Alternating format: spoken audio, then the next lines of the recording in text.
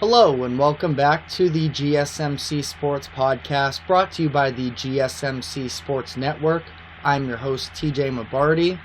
Today we are going to be previewing the Kansas City Chiefs versus Buffalo Bills matchup, the marquee matchup of this weekend's slate of NFL playoff games. And stick around for after the break, where I will be giving you my top five units between offenses and defenses left remaining in the NFL playoffs. But before we get into the show, please be sure to like and follow.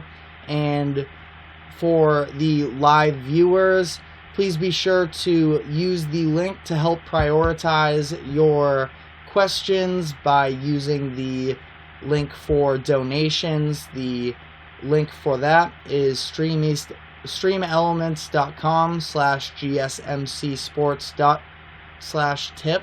That will be running down on the ticker throughout the show, so please be sure to use that. Getting into the matchup between the Chiefs and the Bills, this is, as I mentioned, the biggest matchup of the NFL playoffs this weekend, and it could prove to be one of the games of the year, really, where this rivalry almost has a lot of baggage behind it. Josh Allen versus Patrick Mahomes, two of the top premier quarterbacks of their positions as a whole, two younger guys, and they've had a handful of classic matchups already. Great matchup earlier this season as well, where the Bills were able to come out on top. Josh Allen is 3-1 against Patrick Mahomes in the regular season, but when it comes to the playoffs, they are 0-2 against the Chiefs. That includes the somewhat infamous game in some ways, the 13-second game between these two teams a couple years ago in the playoffs, where the Bills drive down and they score to put themselves ahead by 3 points left in the game. And with 13 seconds left, the Chiefs get the ball back, run two plays, and drive all the way down the field in those two plays to get themselves in field goal range. They kick the field goal then. Game goes to overtime, and then in overtime, the Chiefs get the ball first, go down, score, and walk it off. And obviously, the rules were even changed in overtime as a result of this game, where now since then, both teams have a chance to gain possession in a playoff game in overtime. That wasn't always the case. So, a pretty monumental game in the history of at least recent NFL, but may very well go down as one of the historical games of all time as well. And this game, the Bills have the chance to sort of rewrite that history and establish themselves as they've been in the contention conversation for a handful of these years now, but really haven't been able to get over the hump. They have the upper hand at least this year because they will be playing this game at home in Buffalo. This will be the first time that Patrick Mahomes has had to play a true road game. He's played 15 career playoff games. In all of them, he has either been at home at Arrowhead Stadium in Kansas City or has been on the road for the Super Bowl matchup. So, the first time in his career that he has to go into another team's stadium and win a playoff game. So, a lot of factors going into this game. Two of the top teams in the NFL. In my opinion, I think that the key matchup for this one is going to be the Buffalo Bills running game versus the Kansas City Chiefs defensive front. Now, the Bills have never really been a premier rushing team throughout the Josh Allen era there for them. It's been very much Josh Allen or bust when it comes to the passing game, of course, but also Josh Allen is such an elite athlete that he is able to scramble. They're able to run some designed runs for him, but they haven't really had a premier running back to be able to take the workload to help support him. And as a result, the entire offense really has fallen on the shoulders of Josh Allen. And that's finally not the case this year. James Cook has had an incredible season for them. They didn't even really go into the season looking to feature him as much, I felt like. But down the stretch of the season, they realized what a workhorse this guy could be and what an asset he potentially could be for a matchup such as this. And the Chiefs defense is an incredible group. We will get more into them in the second segment talking about these top 5 units, but the one area in which they are susceptible is the run game. And if you go back and you look at these two teams' previous playoff games last week, the Bills, they ran for 179 yards against the Steelers, which was better than usual for them. And the Chiefs actually only held the Dolphins to 76 yards. They allowed 113 rush yards per game during the regular season, so that does seem like an improvement, and it was. But this week is a little bit different because if you look at the Chiefs matchup from last week, they had the upper hand in the majority of that game, in that freezing cold game, if you remember. And I think that what's really interesting to think about in that case is you typically think bad weather, cold, an offense would more likely run the ball. But I thought that it was really interesting, actually. On the day of that game, there were some tweets flying around of people reporting on Tom Brady's mindset when it comes to these sort of late winter games, where it's actually harder for defenders to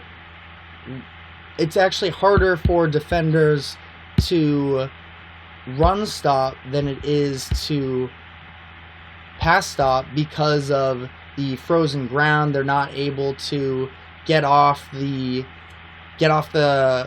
ball quite as quickly and be able to make these power rushing moves. So a lot of the times you are able to, as a quarterback, sit back and have a little bit more time. Now, this is just one NFL player's opinion on it, but it's Tom Brady, the greatest quarterback of all time. And I just thought that it was interesting, especially coming out in that freezing cold game, that freezing cold game in Kansas City last week, which I just think is relevant because of the fact that it was freezing cold and the Dolphins were trailing for a lot of that. So it's not like the Dolphins really had the ability to take their time and run the ball. They only had 18 carries as a team as a whole. And so with those 76 yards, that's 4.2 yards per attempt. The Chiefs defense allowed 4.4 yards per attempt in their 17th ranked rushing defense through the regular season.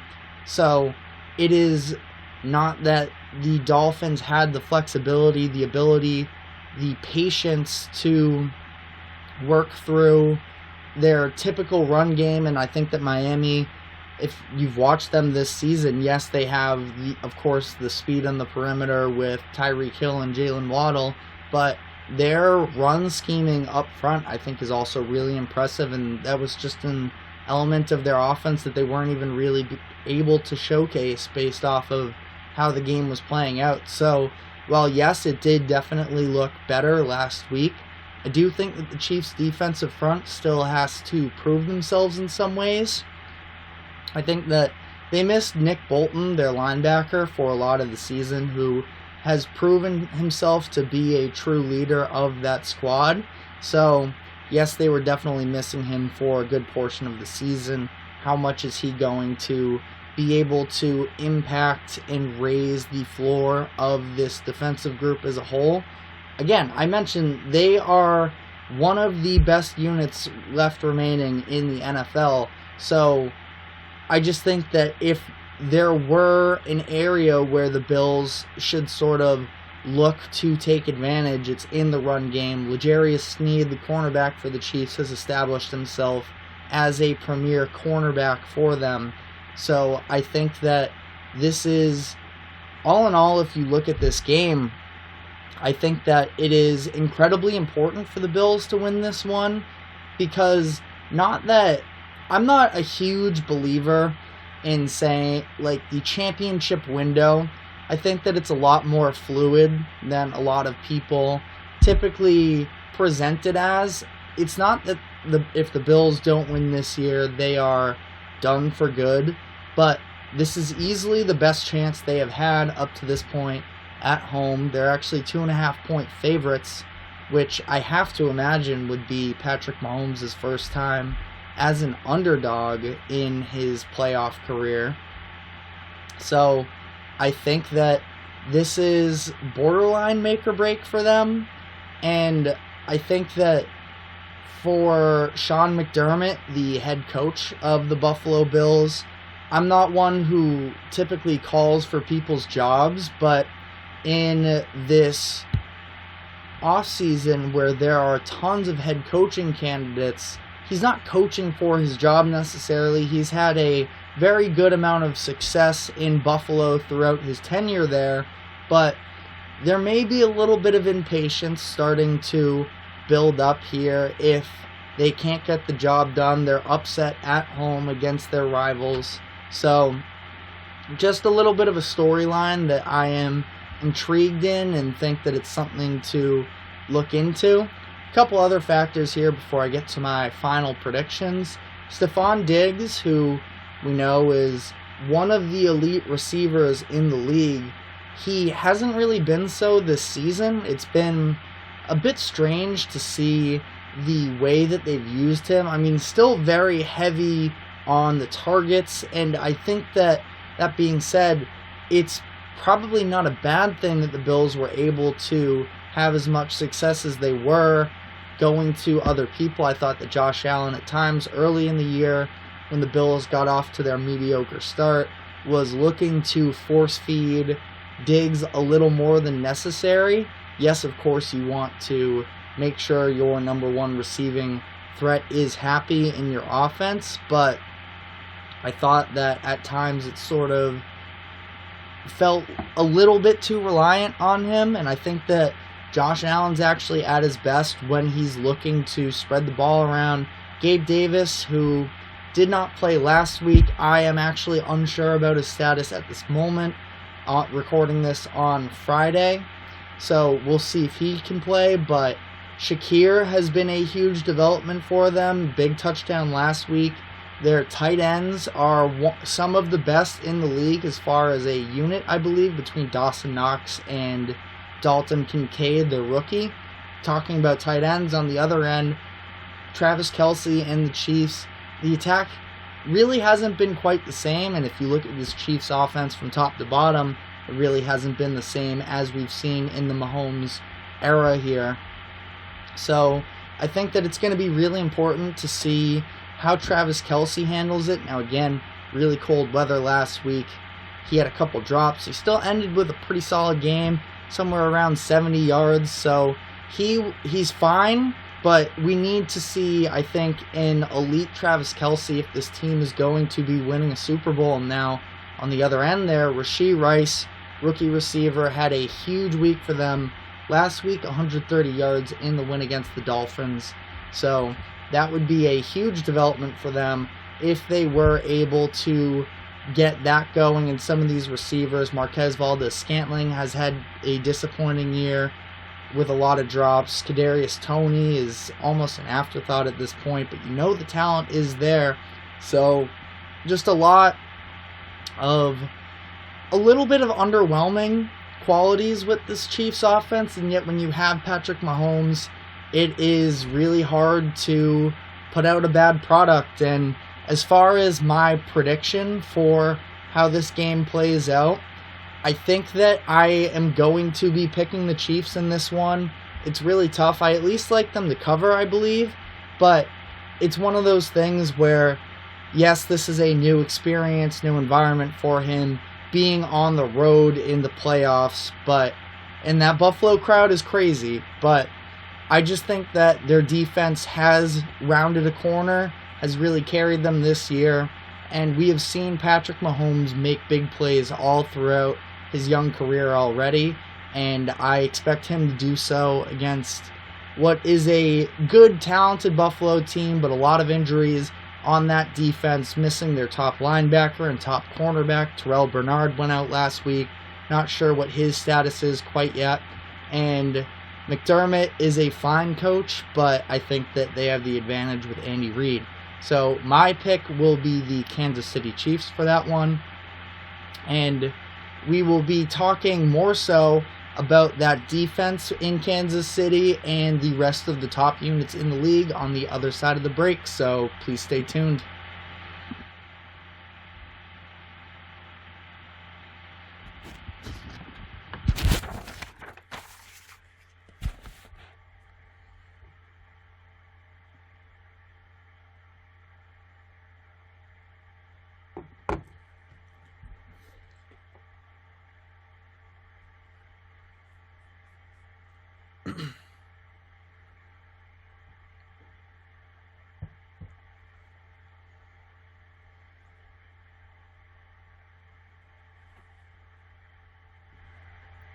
Welcome back to the GSMC Sports Podcast. Last segment, we talked about the Kansas City Chiefs versus Buffalo Bills matchup that is set to take place on Sunday night. I picked the Kansas City Chiefs due to Patrick Mahomes, of course, but that elite defense that they have. And on that note, we will see how their defense ranks among the top units left in the NFL playoffs. And when I say units here, that is referring to either an offensive group or defensive group on each team. It's not ranking the teams as a whole, but how each side of the ball sort of stacks against one another. I do want to preface this by saying we're now in the divisional round of the NFL playoffs, so there are more than five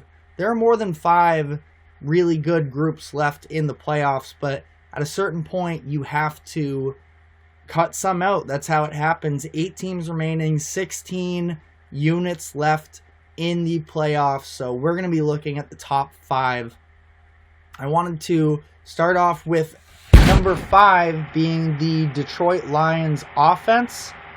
They have been really for the past year and a half one of the better groups in the league as a whole, and a really surprising revelation as the Lions as a whole, this cursed franchise, able to turn themselves around and really establish themselves as, I had my doubts. I guess at this point they almost have to be considered contenders. Even during the regular season, there were times where they didn't look incredible and they looked susceptible to being potentially an early round 1 exit, but a really impressive game from them last week, taking down the LA Rams, who I had bought into the LA Rams as well, and I think that the Rams would beat a handful of teams that are remaining in the playoffs this year. That was the game of the week last week between the Rams and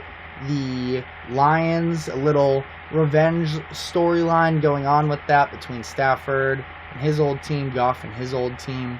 But I thought that the offense was tremendous in that one. The Lions have a really good balanced offense. They have Amon-Ra St. Brown, the all-NFL receiver on the perimeter. They have Sam Laporta, who has had one of the most impressive rookie tight end seasons that I have ever seen. And they have one of the best running back rooms behind one of the best offensive lines in the league. Running backs in David Montgomery and Jahmyr Gibbs. It's very interesting to me to see how they sort of deviate between possessions, just showing different speeds and different skill sets. That offense is able to do a lot. And as a result, they're very balanced. And I expect them to step up in this case. And the only real concern with this group is Jared Goff. Now, I like Jared Goff a lot, but there is just sort of a little bit of a history of the iffiness. And this is a guy that early in his career started a Super Bowl with the Rams, but what happened in that one? he was just out-schemed and he couldn't get anything done. Rams only scored 3 points in that one. They go on to lose in 2018.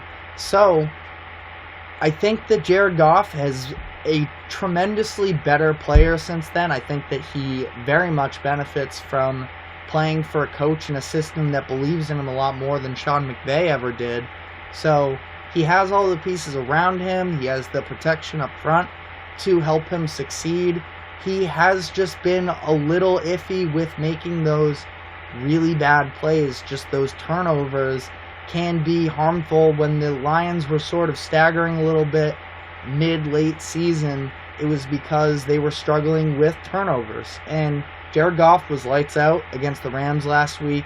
Only one really bad play where he had that weird two-handed shovel behind him, and the Lions jump on that, and they were able to recover it, move on from there. But had that gone the other way, the game might have resulted in a loss for them. So I like this group a lot. They rank number 5 for me as far as units remaining.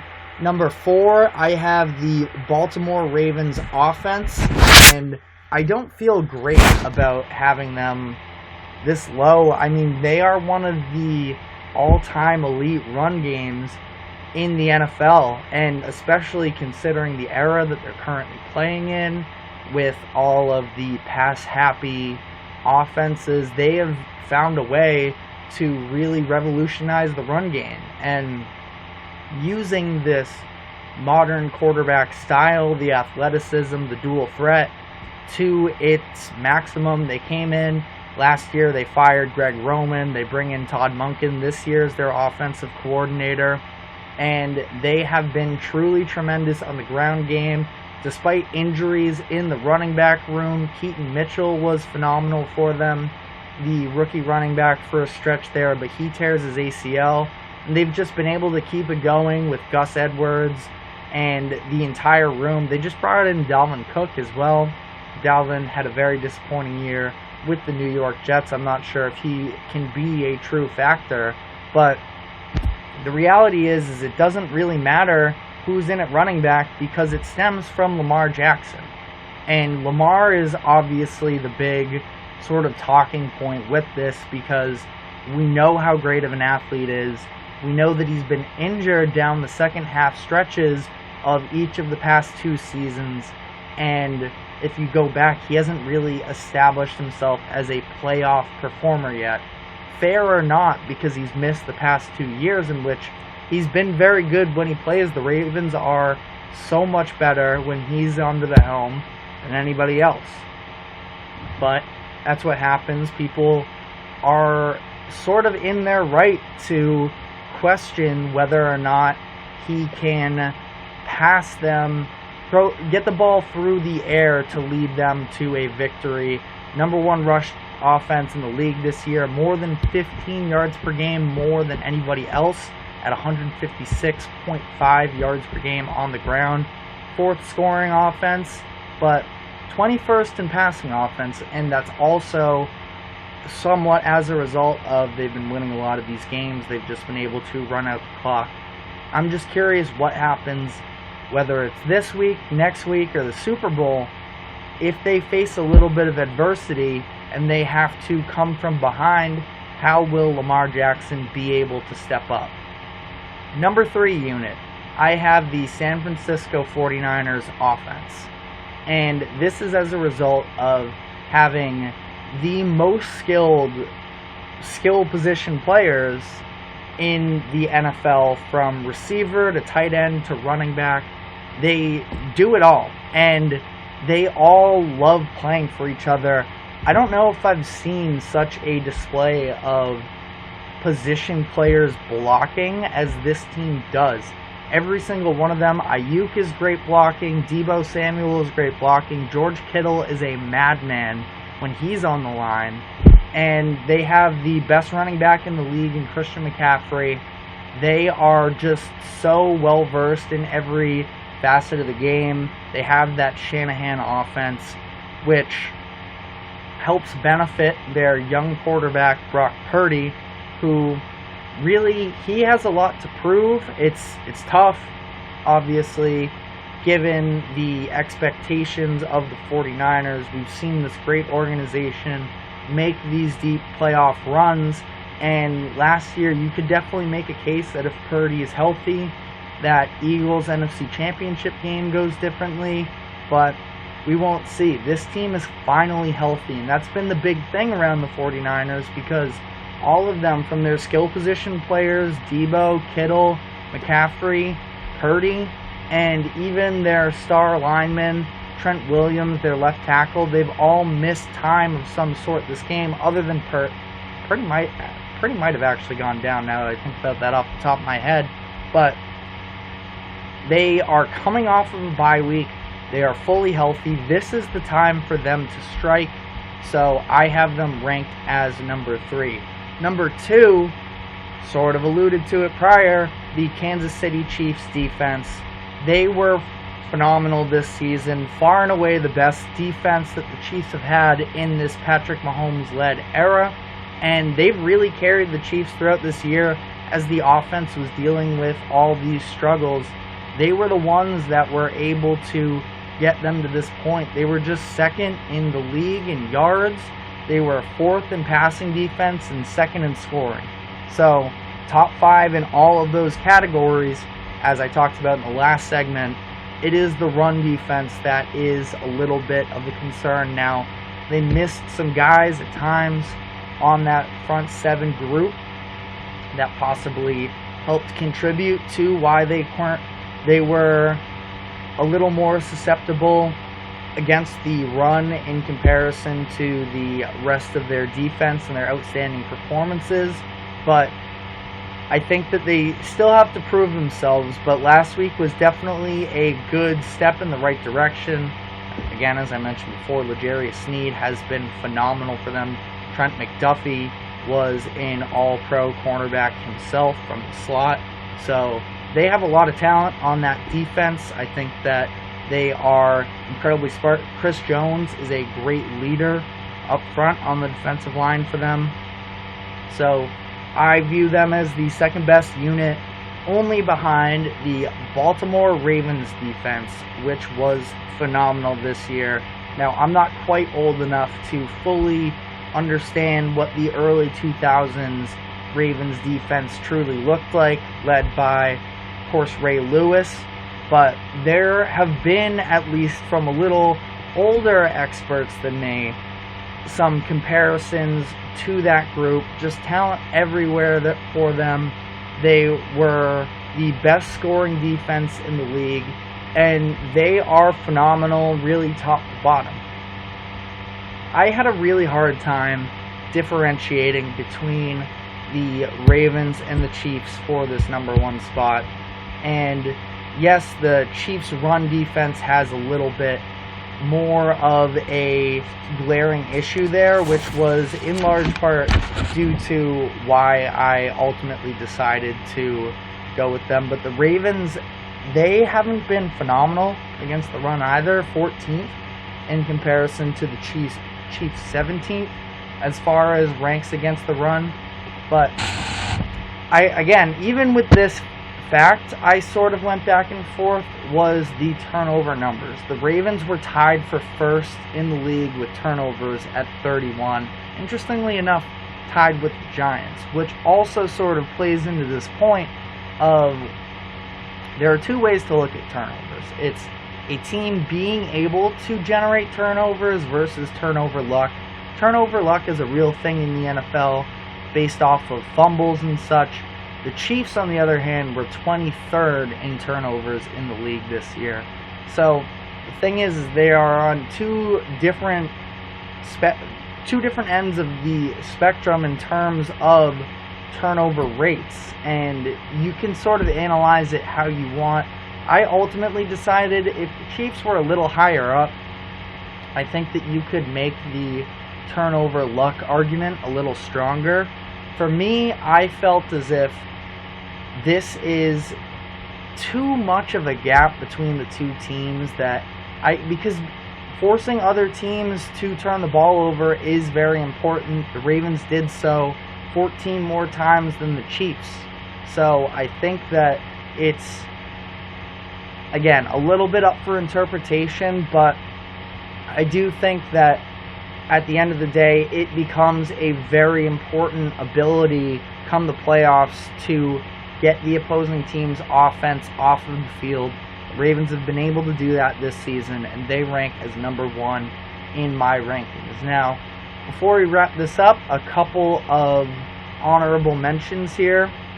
Did not have any Buffalo Bills on this list, and specifically, I like their defense a lot. A ton of names, a ton of first-round picks, whether that be their own drafted first-round picks or acquired, such as a Leonard Floyd and a Von Miller and such.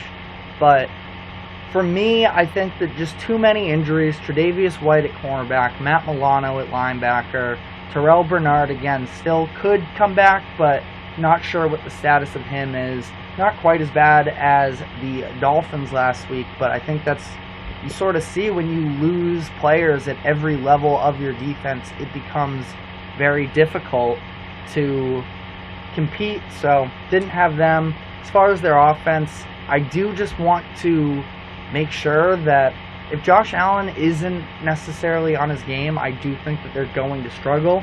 I think that it's going to be very interesting to see whether or not there is a run attack against the Chiefs this upcoming week. So it was a hard cut there. And then the other one that I was looking at was the San Francisco 49ers defense. I think that their front seven is incredible. They continued to add to it during the season, adding Randy Gregory, and then at the trade deadline trading for former second overall pick Chase Young. So they were another hard team unit to leave out, but I just don't think that their secondary is phenomenal. They lost Hufanga, their safety, earlier this year, and he was a real impact player for them. I do think that Fred Warner is one of, if not the best defensive player in the league right now. So they were also hard to leave off, but I just feel like that secondary is a little lackluster, and they're still not bad. 49ers were pretty middle of the pack, 14th against the pass, so it's not like it's a true liability for them. And we'll see if their front seven is even able to help that by generating some extra pressure up front. But I do think that that was just something for me that I just had to leave them out, because I think that when you look at some of these other groups, the Lions offense was 5th for me. I think that there was just a bit of a real liability for that group in the 49ers secondary versus the Lions offense really don't have any real holes for them. So I went with that. Again, this is a little bit subjective, and it was a hard decision based off of, once you get this far in the playoffs, there are a handful of really talented groups out there. So, someone had to get cut. So that is all I have for today. Thank you again for tuning into the GSMC Sports Podcast, brought to you by the GSMC Sports Network. I'm your host, TJ Mabardi. Please remember to like and subscribe. It helps us out a lot. And we will be back after the weekend. Have a good one and enjoy those football games.